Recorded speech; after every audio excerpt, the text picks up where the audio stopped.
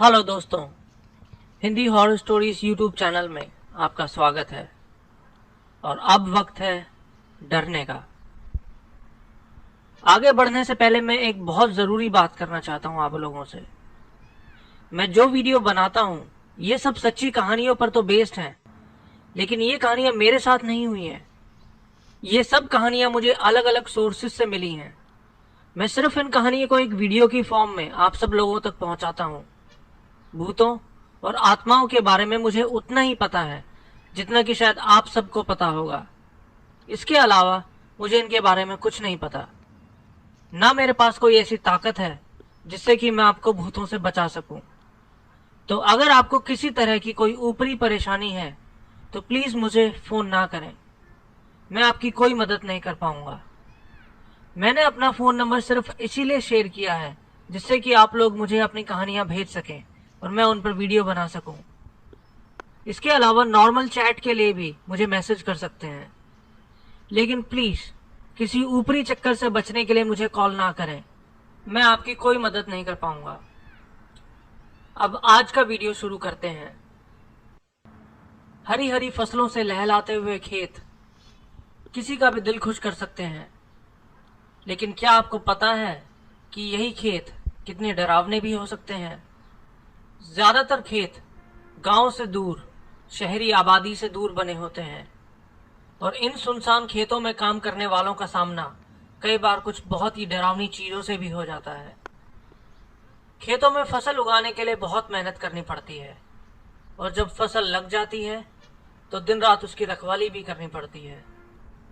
चाहे दिन हो या रात, एक आदमी का खेतों में होना बहुत जरूरी होता है। और रात के समय घुप अंधेरे में मीलों तक फैले खेतों में जब हवा चलती है तो ऐसी डरावनी आवाजें पैदा करती है कि कोई कमजोर दिल वाला इंसान एक रात भी वहां नहीं गुजार सकता। तो आज लेकर आया हूं खेतों से जुड़ी 3 डरावनी कहानियां, जिनको सुनकर आप जरूर कांप उठेंगे। मैं एक छोटे से गांव में पला बड़ा हूं, और ऐसे छोटे गांव में रहते हुए अक्सर आपका सामना कुछ बहुत ही अजीब चीजों से हो जाता है। हमारा गांव शहर से ज्यादा दूर तो नहीं था, लेकिन फिर भी शहर के कंपैरिजन में हमारा गांव बहुत पिछड़ा हुआ था। गांव के बाहर हमारे बहुत सारे खेत थे, और हम लोग खेती से ही अपना गुजारा करते थे। गांव में रहना मुझे बहुत अच्छा तो लगता था, लेकिन कई बार गर्मियों में रास्ते से आते हुए अक्सर सूखे पेड़ टूटकर आने जाने वालों के ऊपर गिर जाते थे। जो कहानी मैं आपको बताने जा रहा हूँ ये करीब 3 साल पहले की है।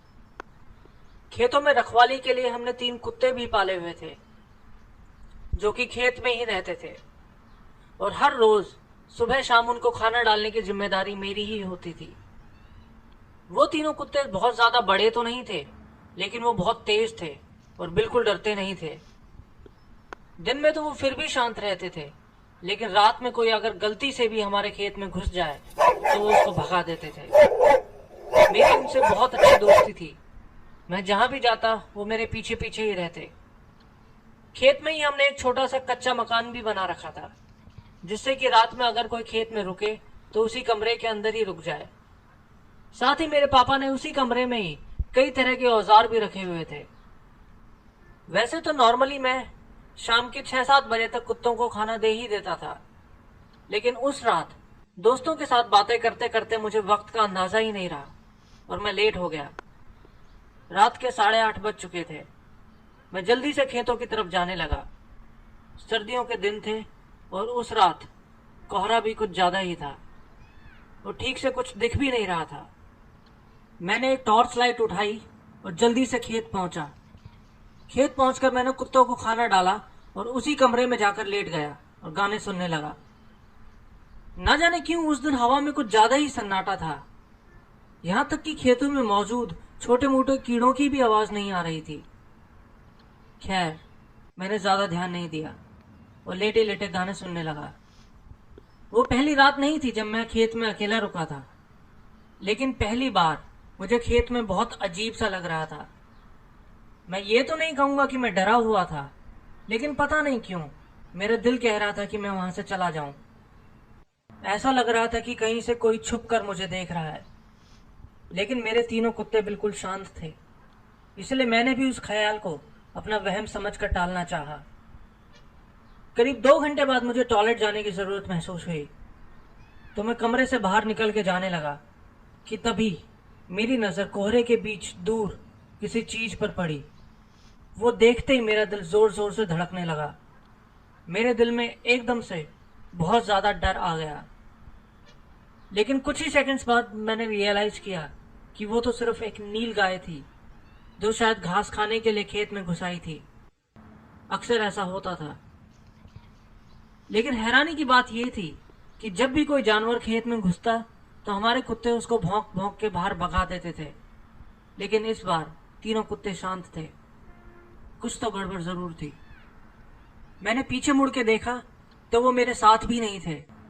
मैं जल्दी से कमरे में वापस गया तो देखा कि तीनों कुत्ते कमरे के अंदर एक कोने में बैठे थे, डरे सहमे हुए।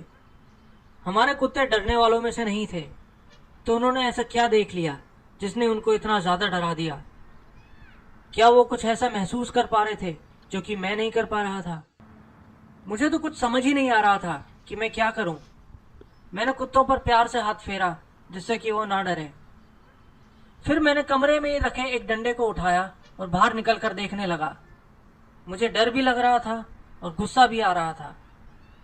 तभी मैंने देखा कि बाहर घुप अंधेरे में, जहां खेत खत्म होते हैं, वहां पेड़ों की लाइन में 2 लाल लाइट जल रही हैं। मुझे लगा शायद कोई कार होगी, लेकिन इस पिछड़े इलाके में इस वक्त कार कौन लेके आ सकता है? हमारे यहाँ तो किसी के पास कार थी भी नहीं। अलग अलग तरह की 2 लाल लाइट्स जल बुझ रही थी। लाइट्स चलती हुई नहीं लग रही थी, बस एक ही जगह थी और बार बार जल बुझ रही थी। मैं अपने आप को समझाने की कोशिश कर रहा था कि शायद शहर से कोई आ रहा होगा, या फिर शायद वहां किसी तरह का कोई काम चल रहा होगा और लाइट्स वहीं से आ रही होगी। लेकिन मेरा दिल जानता था कि बात कुछ और है। लेकिन क्या? मैं कुछ देर वहीं खड़ा उन लाइट्स को देखता रहा। हजारों ख्याल दिमाग में आ रहे थे। फिर मैंने अपनी टॉर्च से उस तरफ लाइट मारी, ठीक से देखने के लिए। टॉर्च की रोशनी पड़ते ही वो लाइट्स हिलने लगी और मेरे करीब आने लगी। उन लाइट्स को अपने पास आता देख मैं डर के मारे जल्दी से भाग के कमरे में वापस चला गया और दरवाजा बंद कर लिया। अंदर जाकर देखा तो फिर से तीनों कुत्ते दुम दबा के एक कोने में खड़े थे। मैंने उनको इतना डरा हुआ पहले कभी नहीं देखा था। कमरे की खिड़की पे लगे शीशे से मैं उन लाइट्स को ठीक से देख पा रहा था। कभी वो लाइट्स पास आती, कभी दूर चली जाती। मैं अपने आप को समझाने की कोशिश कर रहा था कि शायद हवा की वजह से पेड़ों के पत्तों से ऐसी रोशनी दिखाई दे रही है। लेकिन वो जो कुछ भी था वो वहीं बाहर ही था और बाहर जाने की मेरी हिम्मत नहीं हो पा रही थी। सुकून सिर्फ इस बात का था कि उस पल मैं वहां अकेला नहीं था। मेरे तीनों कुत्ते भी मेरे साथ थे और उनके साथ होने से मेरा हौसला भी बढ़ रहा था। मैंने कमरे में रखे औजारों में से एक धारदार औजार उठा लिया और एक कोने में बैठ के उस चीज का वेट करने लगा कि अगर वो चीज अंदर आती है तो मैं उस पर हमला कर दूंगा। मैं आधे घंटे तक वहीं कोने में बैठा उस चीज का इंतजार कर रहा था। ऐसा लग रहा था कि अभी दरवाजे से कोई चेहरा सामने आएगा और मुझ पर झपट पड़ेगा। मैं आधे घंटे तक वहीं कोने में बैठा रहा, लेकिन फिर मेरा पेशेंस खत्म हो गया। मुझे पता था कि मैं यहाँ और नहीं रुक सकता और मुझे अपने घर जाना ही होगा। मैं हिम्मत करके उठा और भाग के दरवाजे की तरफ बढ़ा। लेकिन दरवाजा खोलते ही मैं जैसे ही बाहर निकला, मुझे कुछ दूर किसी के घास पे चलने की आवाज सुनाई दी और वहीं से मुझे किसी के गुर्राने की आवाज भी आ रही थी। मेरे कुत्ते अक्सर इस तरह गुर्राते थे। फर्क बस इतना था कि इस बार गुर्राने की आवाज बहुत ज्यादा भारी और डरावनी थी। वो जो कुछ भी था बहुत बड़ा था, किसी भालू से भी बड़ा। वो चीज अब दाईं तरफ से मेरे करीब पहुंच रही थी। उस रात मैं इतनी तेज दौड़ा जितना मैं अपनी जिंदगी में कभी नहीं दौड़ा था। मुझे नहीं लगता मैं उस चीज से तेज दौड़ सकता था, लेकिन किसी तरह मैं अपनी जान बचाकर अपने घर पहुंचा। घर पहुंचते ही मैंने धाड़ से घर का दरवाजा बंद किया। आवाज सुन के मेरे घर वाले भी जाग गए। मैंने उनको कुछ नहीं बताया, बस यही बोला कि मुझे नींद आ रही है और जल्दी से अपने कमरे में जाकर लेट गया। मैं कई घंटों तक अपने बेड पर ही लेटा रहा और फिर बहुत हिम्मत करके मैंने अपनी आंखें बंद करी और मैं सो गया। बाहर से आती हर हल्की से हल्की आवाज से मेरा रोम रोम खड़ा हो जा रहा था। अगली सुबह मेरे पापा ने मुझको उठाया। वो बहुत गुस्से में थे। वो मुझे जल्दी से खेत लेकर गए। वहां जाकर मैंने देखा कि हमारे तीनों कुत्तों की कटी फटी लाशें कमरे के अंदर पड़ी थी, मानो किसी वहशी जानवर ने उनको अपने पंजे से फाड़ के खाया हो। वो देखते ही मैं रोने लगा। मैंने अपने पापा को रात की सारी बात बता दी। किसी को समझ नहीं आया कि कौन सा जानवर ऐसा कर सकता है। उस दिन के बाद से मेरे पापा ने एक गन खरीद ली और हम दोनों भाइयों को कभी रात में अकेला वहां नहीं भेजा। जब भी रात में रुकना होता तो पापा हमेशा हमारे साथ ही जाते थे गन लेकर। हमने 3 कुत्ते और खरीद लिए। उसके बाद आज तक हमने ऐसा कुछ नहीं देखा, लेकिन अपने उन 3 कुत्तों की लाशों का वो मंजर मैं कभी नहीं भुला सकता। जहां हमारा घर था ठीक उसके बगल में बहुत सारे खेत हुआ करते थे, बहुत बड़े बड़े खेत। लेकिन सबसे हैरानी की बात थी कि वो खेत वीरान पड़े थे। वहां कोई आता जाता नहीं था, ना ही किसी को पता था कि वो जमीन किसकी है। गांव का इलाका पिछड़ा हुआ था और जमीन का भाव भी बहुत कम था, इसीलिए कोई उन खेतों पर ज्यादा ध्यान भी नहीं देता था। अभी मेरी उम्र 17 साल है और मैं बचपन से ही वहीं पला बड़ा हूँ।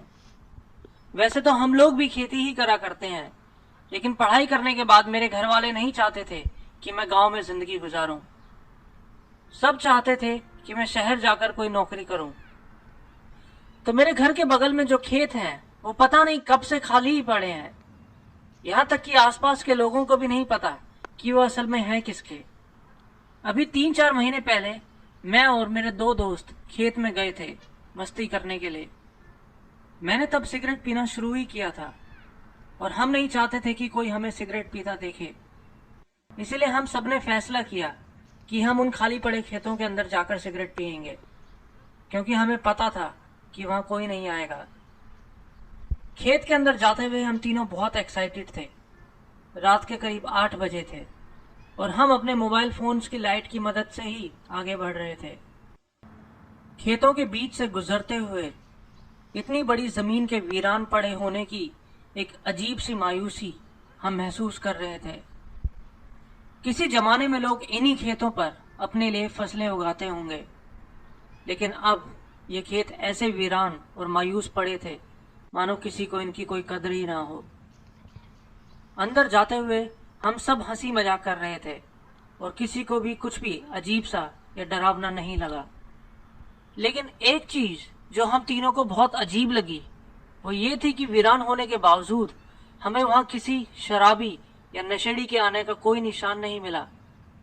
नॉर्मली शराबी या नशेड़ी ऐसी ही खाली पड़ी जगहों पर अपना डेरा बना लेते हैं, लेकिन वहां कुछ नहीं था। ना कोई बोतल, ना कोई सिगरेट का पैकेट, कुछ भी नहीं। ऐसा लग रहा था कि मानो वीरान होने के बावजूद कोई इन खेतों की रखवाली कर रहा है। चलते चलते हम लोग बहुत अंदर तक आ गए थे। फिर हम कुछ देर वहीं रुक गए और वहां पसरे सन्नाटे की खूबसूरती का मजा लेने लगे। लेकिन तभी हमें कुछ दूर एक आवाज सुनाई दी। हमें लगा रात का टाइम है, शायद कोई छोटा मोटा जानवर जैसे कि कोई चूहा कुछ खाने के लिए ढूंढ रहा होगा। हमने ध्यान नहीं दिया। हम वहीं खड़े चारों तरफ खेतों की खूबसूरती को देख रहे थे। वहां खेतों के बीच एक अलग एरिया था जहां शायद कभी गाय भैंसे रहती होंगी। ऐसा लग रहा था कि मानो वहां वक्त थम सा गया है, मानो रातों रात ये एरिया एकदम से उजड़ गया हो। मेरे एक दोस्त ने सिगरेट निकाली और हम वहीं खड़े सिगरेट पीने लगे। मेरे दोस्त के पास एक बियर की बोतल भी थी। हमने बियर पी और पीने के बाद बोतल को वहीं फेंक दिया और आगे बढ़ने लगे। आगे बढ़ते ही हमने बिल्कुल अपने करीब से किसी के बहुत तेजी से भागने की आवाज सुनी। आवाज ऐसी थी कि जैसे कोई फुल स्पीड कार वहां से गुजरी हो। हमने देखा कि वो बोतल जो हमने वहां गिराई थी और जमीन पर पड़ी हमारी सिगरेट्स दोनों गायब हो चुकी थी। हमें बहुत हैरानी हुई, ऐसा कैसे हो सकता है। हम तीनों ने फैसला किया कि हम कुछ और सामान वहां फेंकेंगे। हमने एक और बोतल और कुछ पेपर्स वहां गिरा दिए और आगे बढ़ गए। आगे बढ़ते ही फिर से वही आवाज। हम जल्दी से पीछे गए तो देखा कि फिर से हमारा फेंका गया सामान गायब था। उस जगह जरूर कोई और भी था जो कि उस जगह को गंदा नहीं होने दे रहा था। हम वहीं खड़े नीचे देख ही रहे थे कि मेरा एक दोस्त जोर से चीखने लगा। उसने बताया कि उसने दूर किसी को देखा है हमारी तरफ हाथ हिलाते हुए, लेकिन वो जगह तो बिल्कुल वीरान थी। तो फिर उसने किसको देखा था? उसने बताया कि वो जो कुछ भी था हमारी तरफ हाथ हिला के वापस खेत के अंदर चला गया। हम तीनों ने बियर पी रखी थी और हल्का हल्का नशा भी था, लेकिन फिर भी हम तीनों अपने पूरे होश में थे। हमने उस तरफ जाने का फैसला किया। हम उस तरफ गए तो देखा कि वहां एक और खेत है, लेकिन उस खेत के अंदर घुप अंधेरा था। यहां तक कि चांद की रोशनी भी उस खेत में जाती नहीं दिख रही थी। हम उस खेत में पहुंचे और आसपास देखने के लिए अपने फोन की लाइट जलाई। फोन की लाइट जलाने पर हमने अपने चारों तरफ जो देखा, हमें अपनी आंखों पर यकीन ही नहीं हुआ। हमने देखा कि वहां खेत में चारों तरफ स्केयर क्रो यानी कि चिड़ियों को भगाने वाले पुतले खड़े हैं, और एक पुतला तो ठीक मेरे सामने खड़ा था और लग रहा था कि वो रो रहा है। एक बार तो मुझे अपनी आंखों पर यकीन ही नहीं हुआ। मैंने अपनी आंखों को मसला और कसम से उस पुतले की आंखों के नीचे जो कपड़ा था वो गीला था, और वो इस तरह मेरी तरफ देख रहा था कि मानो वो मुझसे मदद की भीख मांग रहा हो। मैंने कभी नहीं सोचा था कि एक घास का पुतला इतना उदास भी हो सकता है। और तभी हमने देखा कि साथ खड़े एक दूसरे पुतले ने भी अपनी गर्दन हमारी तरफ घुमा ली। वो देखते ही हम सब डर के मारे हड़बड़ा के पीछे होने लगे, और इसी हड़बड़ी में मेरा फोन मेरे हाथ से छूट कर गिर गया। मैंने जल्दी से फोन उठाया और सामने लाइट मारी, और इस बार जो मैंने देखा उसे देख के तो मेरे होश ही उड़ गए। मैंने देखा कि वहां खड़े सारे पुतले हमारी तरफ ही देख रहे हैं। वो सब एक ही पोजीशन में थे, मानो कि वो सब रो रहे हों। ऐसा लग रहा था कि मानो वो सब हमारे सामने गिड़गिड़ा रहे हैं। उन सभी के चेहरों पे एक मायूसी और दर्द था, जैसे कि वो मुझसे कुछ कहना चाह रहे हों, जैसे कि उन सब का वहां होना उनकी मर्जी के खिलाफ था। मेरा दिल जोर जोर से धड़क रहा था। मैं बार बार अपने आप को यही समझाने की कोशिश कर रहा था कि मैं नशे में हूं, और नशे में ही मुझे ये सब दिख रहा है। मैं वहां वो सब होता देख रहा था जो कि इस दुनिया में हो ही नहीं सकता। और तभी हमारे चारों तरफ से आवाजें आने लगी। पहले धीरे धीरे शुरू हुई और फिर बहुत जोर जोर से। ऐसा लग रहा था जैसे बहुत सारे बूढ़े, जवान और बच्चे एक साथ कुछ बोल रहे हैं जोर जोर से।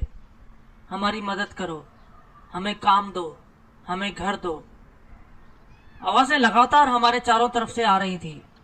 हम तीनों बदहवासी से अपने चारों तरफ देख रहे थे, और इसी बीच हम अपनी नजरें उन पुतलों से हटाने की गलती कर बैठे कि तभी मैंने अपने चेहरे पर घास चुभती हुई महसूस करी।